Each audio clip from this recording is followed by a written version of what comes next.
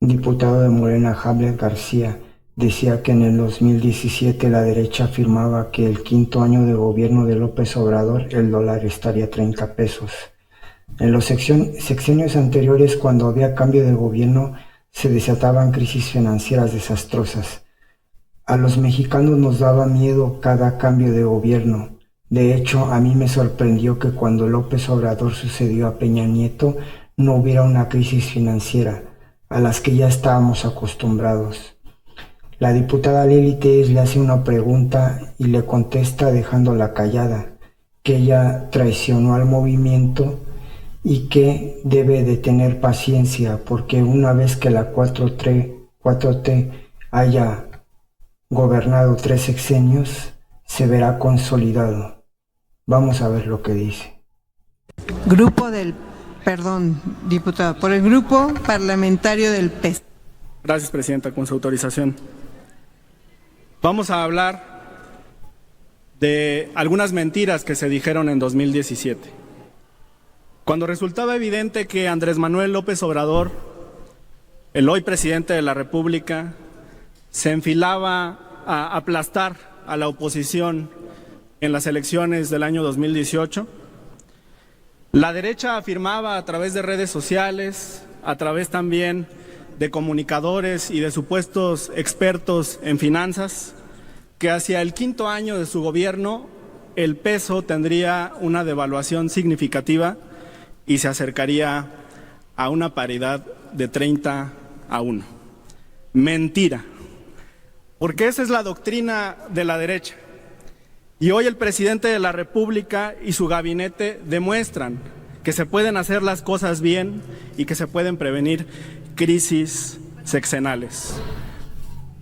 Paisana, no permítame hay continuar, diálogos, por favor. Gracias. Pertenezco a una generación nacida en la crisis. Primero la de 1987, donde el Producto Interno Bruto cayó casi 4%, por una apuesta que hicieron los gobiernos del PRI a dedicarle todo al petróleo.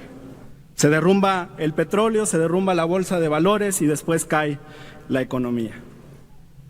Todavía era un niño cuando en 1994 y 1995 otra crisis derrumbó a este país, auspiciada por tecnócratas educados en universidades de Estados Unidos, pero que habían hecho negocios sucios a través del FOBAPROA, escondiendo la deuda de todas las corporaciones y todos los intereses que estaban cuidando desde el poder.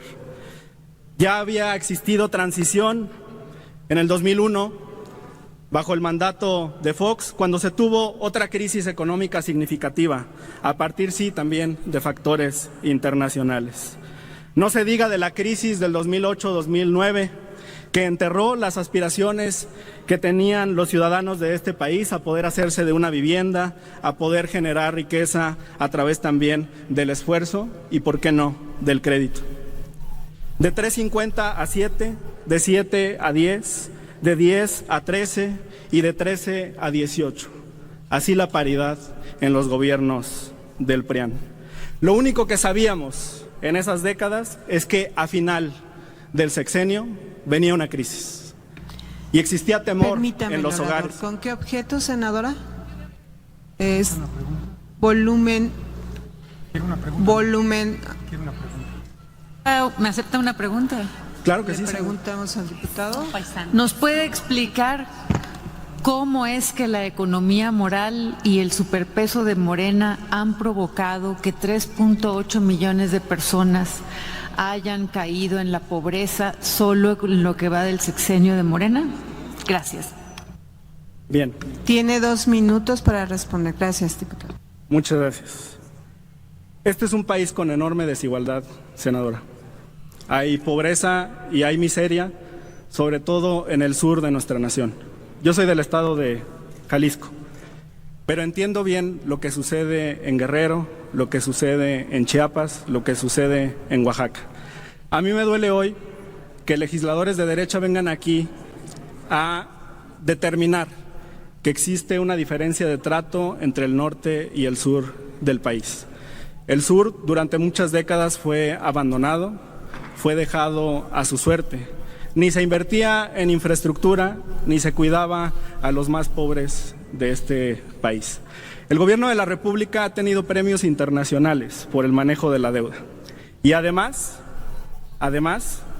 se ha logrado algo que ninguno de los gobiernos de derecha habían tenido la oportunidad, yo creo que sí el deseo, pero no la oportunidad o la felicidad de poder llevar a una realidad. Y eso es que no tengamos una crisis de fin de sexenio. El aumento de la pobreza en algunas regiones del país se debe principalmente a la crisis que se generó a partir del COVID.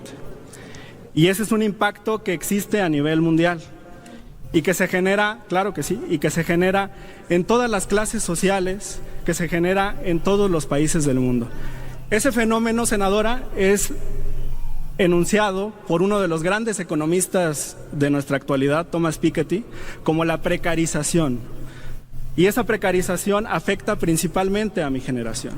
Ni siquiera quienes tienen una educación universitaria, quienes trabajan en corporaciones transnacionales, quienes han tenido la oportunidad de viajar por el mundo, tienen oportunidades como las que su generación tuvo, donde era más fácil poder adquirir una vivienda, donde existían oportunidades para desarrollarse y tener una familia. Y esa es una decisión que ha sido hoy postergada por muchas personas que pertenecen a mi generación. Concluya, se trata entonces, por favor, senadora, y con esto termino de contestarle, de una herencia por los gobiernos que el PAN, que la derecha le dejaron a este país, con un cúmulo de factores también internacionales. Yo le pediría que tenga paciencia. Lamentablemente usted traicionó al movimiento, pero que tenga paciencia para que vea lo que ocurre cuando Morena tenga 3 sexenios de gobierno en este país, porque entonces habremos consolidado la cuarta transformación. Gracias, presidenta.